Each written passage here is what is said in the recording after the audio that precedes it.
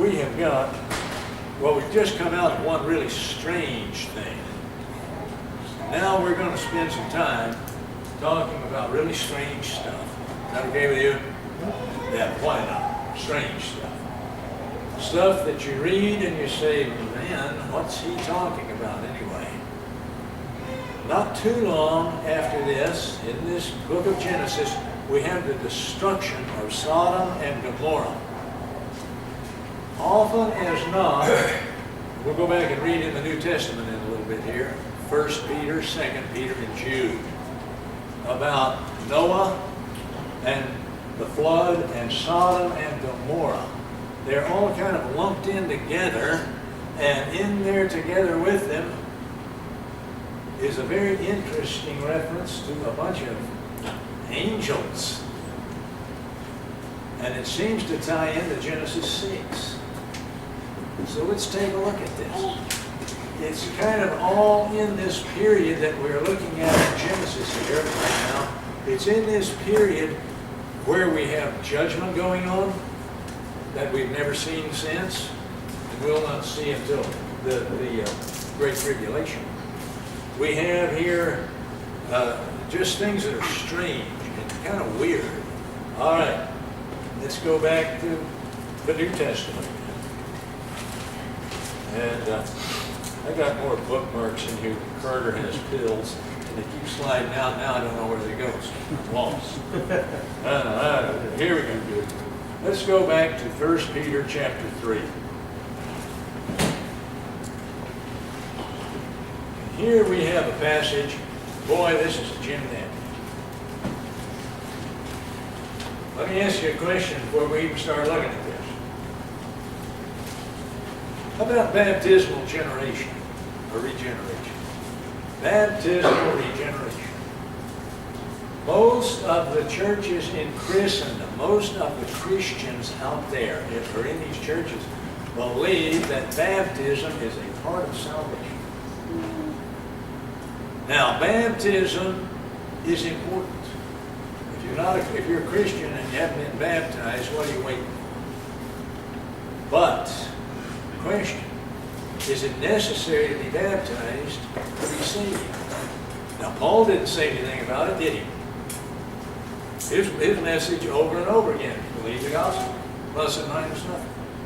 But just to make things interesting, hold your place in 1 Peter there and look back at 1 Corinthians 1 and let's see what Paul has to say about it. And after we've seen this, you will never ever again have any problem with the idea of whether or not baptism is necessary for salvation.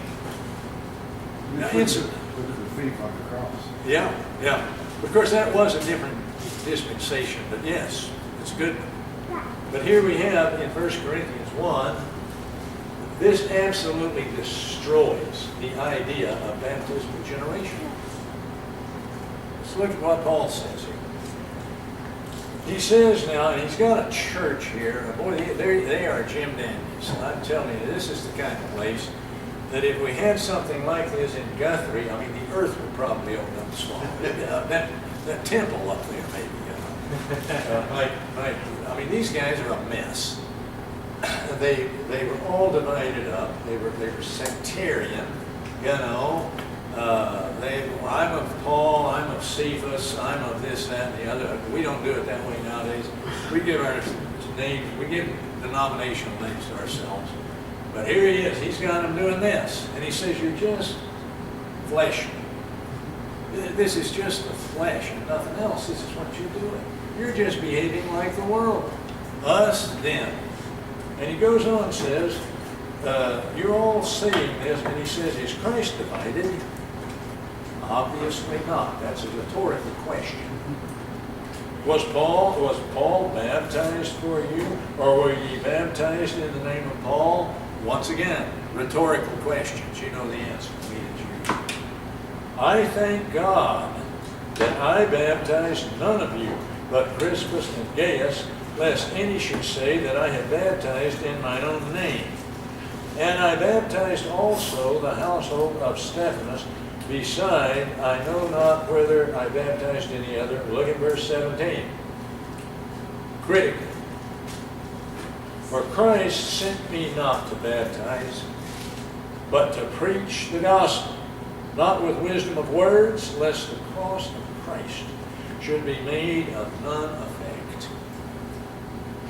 Now, I was in a big meeting when at Putnam City High School, in fact, the auditorium there, it was 50th in Ann Arbor.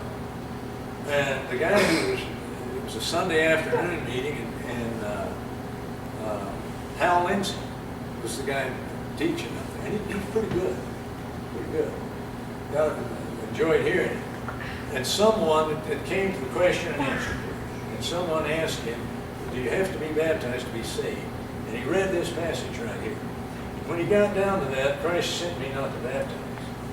He said if baptism had been necessary to salvation, Paul would never have said something like that. He'd be saying, where's the tank? Let's get them down to it. But he didn't say that. I agree with Lindsay as far as he went, but he missed the greater point, which you're about to get right now. I know I've talked about this before, and here it comes. The important part of verse 17 is that in what Paul says, he divides between the gospel and baptism. See that? Those are not the same thing. Those are two different things. Paul says, God sent me to preach the gospel, not to baptize. If baptism was a part of the gospel, if you had to be baptized to be saved, then that statement would make no sense at all, because in sending him to preach the gospel, he would have been sending him to baptize. You see that? Those are two different things. Baptism is an important thing for a Christian. It is not a part of the gospel that Paul was sent to preach. And whether or not you have been baptized, if you have believed the gospel, you're saved. But if you haven't been baptized, shame on you. All right? Now, go ahead, Dustin. When Paul suggests these three questions, it seems to suggest a sin towards the person or the work of the Lord Jesus. I don't remember where I got this from, but here it goes. Is Christ divided? That's sin against the person of Christ. Yes. Was Paul crucified for you? That's sin against the work of Christ. Were you baptized in the name of Paul? Sin against the name of Christ. Wow. Dustin, you're getting better and better. You know what? That's great. Thank you. Yeah, I never thought of it. Now, baptism, I'll probably make it on some toes with this one, but why? I'll just get on the toes in a bit. But baptism, by definition, is by immersion. That's what the word baptize is a Greek word. It's been transliterated out of Greek into English. And it means nothing in the world but to dip something into something else. When the Lord Jesus at the Last Supper said, my betrayer is the one, when I dip the morsel, I give it to him. That word dip, baptize. The rich man and Lazarus. Send Lazarus to baptize his finger in water and put it on my tongue. Same word. And this is the word. This is how that was done in those days. But now, once again, we're looking at, let's go back to 1 Peter now, and we'll look at a text here that is often used by the baptismal regeneration folks to prove the necessity of water baptism. Now, most of the people, with certain exceptions, that I know of who believe in baptismal regeneration, are baptizing by sprinkling. I don't usually try to go here because no need making myself any more obnoxious than I already have. But that's not what baptism means. It just doesn't. Here's one of the texts they use. Let's see.